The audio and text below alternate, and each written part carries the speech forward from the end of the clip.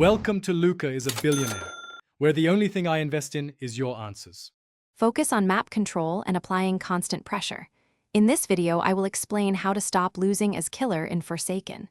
Your primary goal is to prevent survivors from completing generators too quickly. Learn the map's key areas and generator locations. This allows you to patrol efficiently and intercept survivors. Early game pressure is crucial. Aim for quick downs and hooks to set the tone for the match. Don't chase one survivor for too long. Know when to disengage and protect your generators. Choosing the right perks and add-ons is vital for success. Focus on combinations that complement your killer's strengths.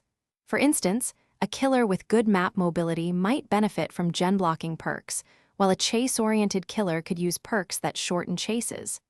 Add-ons can significantly boost your power, so pick ones that enhance your ability's effectiveness.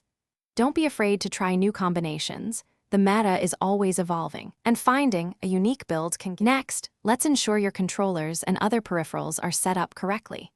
It's crucial that your primary controller is either fully charged or connected with a data-capable USB cable. For audio, remember to connect any wired headsets directly to your controller, not to the Cronus Zen itself.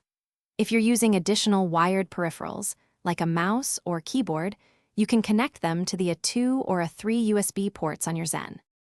As the game progresses, your strategy needs to adapt. If only one or two generators remain, concentrate your efforts on patrolling those specific areas. Injured survivors are easier targets, so prioritize them to thin out the survivor ranks. Once the exit gates are powered, the endgame collapse begins.